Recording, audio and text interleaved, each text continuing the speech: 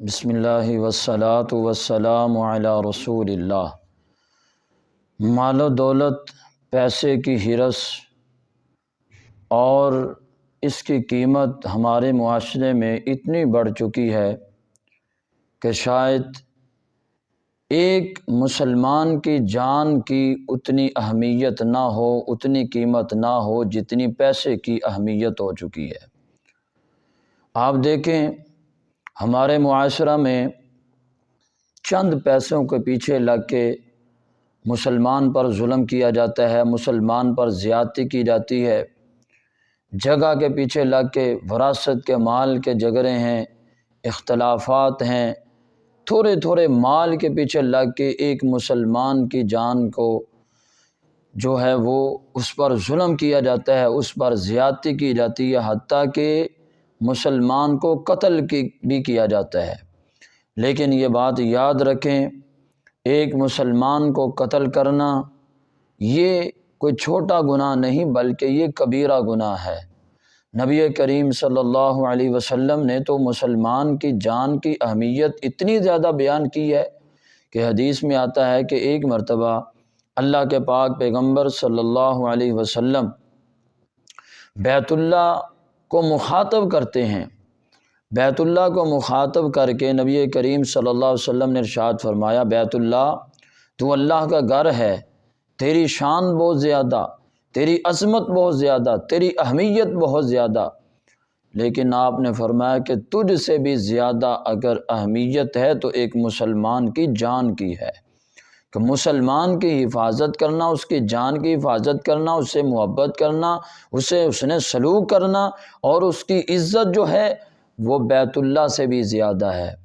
اس لیے مسلمان کی عزت کی حفاظت کرنی چاہیے، مسلمان کو کسی قسم کا ظلم، اس پر کسی قسم کی زیادتی نہیں کرنی چاہیے، اس کو قتل نہیں کرنا چاہیے۔ آج چھوٹی چھوٹی باتوں پیچھے مسلمانوں کو قتل کیا جا رہا ہے، حالانکہ اللہ رب العزت نے قرآن مجید میں اس بات کا اعلان کیا ہے کہ من قتل نفسا بغیر نفس او فساد فی الارض، فرمایا جو آدمی بغیر کسی وجہ سے کسی مسلمان کو قتل کرتا ہے، او فساد فی الارض،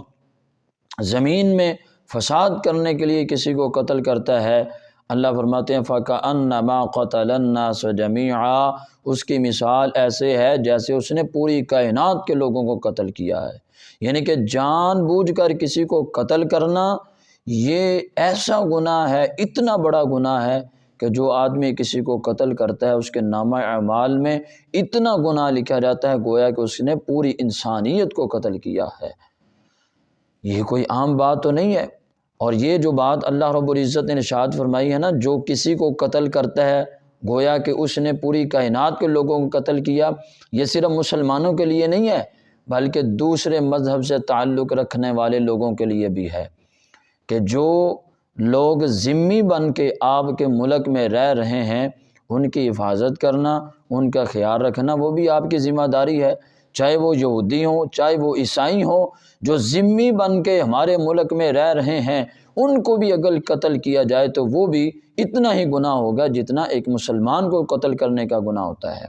اللہ رب العزت نے ہر ایک کے حقوق بیان کیے ہیں، جیسے مسلمانوں کے حقوق ہیں ایسے غیر مسلم کے بھی کچھ حقوق ہیں۔ اور ایک حدیث ہے، نبی کریم صلی اللہ علیہ وسلم نے ارشاد فرمایا ہے سباب المسلم فسوق، آپ نے فرمایا مسلمان کو گالی نکالنا یہ فسق ہے، وقتالہ کفر، اور اس کو قتل کرنا کفر ہے۔ گویا کہ جو آدمی جان بوجھ کے کسی مسلمان کو قتل کرتا ہے وہ کفر کرتا ہے، اور جو کفر کرنے والا ہوتا ہے وہ مسلمان نہیں ہوتا۔ کفر کرنے والا جو ہوتا ہے وہ کفر میں ہی رہتا ہے، وہ اسلام میں نہیں رہتا۔ گویا کہ یہ قتل کرنا ایک ایسا گناہ ہے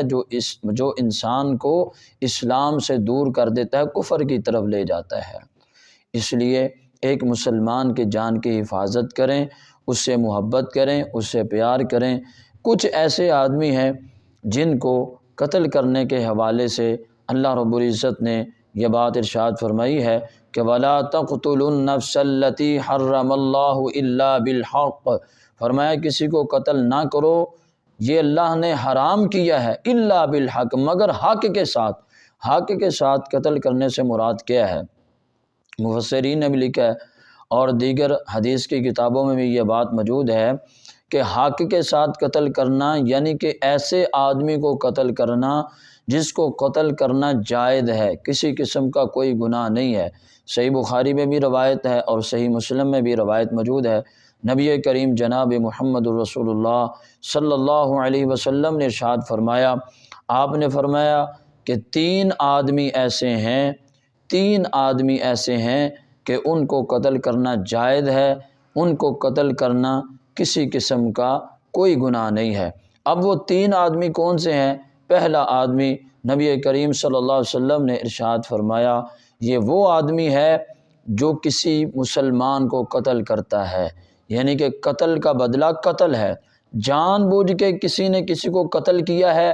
اب اس کے بدلے میں اس کو قتل کرنا جائز ہے، کسی قسم کا کوئی گناہ نہیں ہے۔ جیسے کہ قرآن مجید میں بھی اللہ رب العزت نے یہ بات ارشاد فرمائی ہے کہ کتب علیکم القصاص فی القتل، قتل میں قصاص لینا، بدلہ لینا یہ تمہارے لیے لکھ دیا گیا ہے۔ الحر بالحر، آزاد کے بدلے آزاد ہے، یعنی کہ کوئی آزاد بندہ اگر کسی کو قتل کرتا ہے تو اس کے مقابلے میں اسی آزاد کو قتل کیا جائے گا۔ والعبد بالعبد، غلام کے بدلے میں غلام ہے۔ والانثى بالانثى، عورت کے بدلے میں عورت ہے، یعنی کہ اگر کوئی عورت کسی کو قتل کرتی ہے تو اس کے بدلے میں اس کو ہی قتل کیا جائے گا۔ یہ اسلام نے برابری کے حقوق بیان کیے ہیں۔ زمانہ جاہلیت میں ایسا ہوتا تھا، کوئی آزاد آدمی کسی کو قتل کرتا تھا تو اس کے غلام کو اس کے بدلے میں قتل کیا جاتا ہے۔ یہ ظلم اسلام نے برداشت نہیں کیا۔ اگر کوئی آزاد قتل کرتا ہے تو اس کے بدلے میں آزاد کو ہی قتل کیا جائے، اگر کوئی غلام کرتا ہے تو اس کے بدلے میں اس غلام کو ہی کیا جائے، اگر کوئی عورت قتل کرتی ہے تو اس کے بدلے میں اس عورت کو ہی قتل کیا جائے۔ تو یہ پہلا آدمی ہے جس کے متعلق نبی کریم صلی اللہ علیہ وسلم نے ارشاد فرمایا اس کو قتل کرنا جائز ہے۔ لیکن یہ بات یاد رکھیں کہ عام کوئی بندہ کسی کو قتل نہیں کر سکتا، یہ حاکم وقت کی ذمہ داری ہے۔ اسلامی حکومت ہو، جو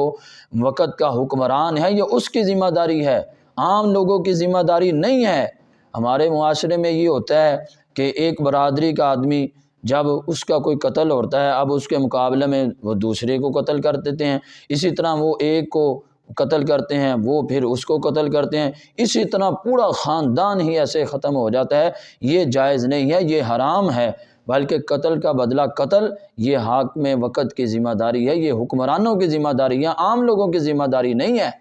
اور اسی طرح نبی کریم صلی اللہ علیہ وسلم نے دوسرے بندے کا تذکرہ کیا، آپ نے فرمایا دوسرا وہ بندہ ہے جو شادی شدہ زانی ہے، کہ اللہ نے نعمت عطا کی ہے، بیوی اس کے پاس ہے، وہ شادی شدہ ہے پھر بھی زنا کرتا ہے، تو فرمایا اس کو قتل کرنا جائز ہے، اس کو قتل کرنا حرام نہیں ہے، کسی قسم کا کوئی گناہ نہیں ہے۔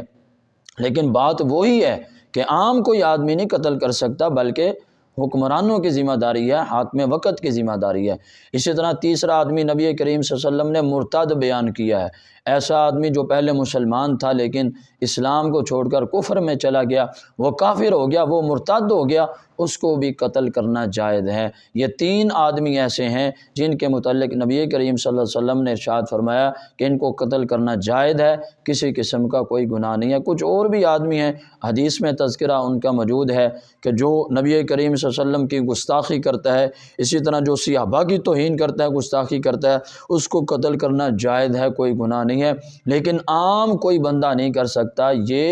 یہ حکمرانوں کی ذمہ داری ہے، جو حکومت ہے ان کی ذمہ داری ہے، عام کسی کی ذمہ داری نہیں ہے۔ اس لیے کسی مسلمان کو قتل نہیں کرنا چاہیے، جان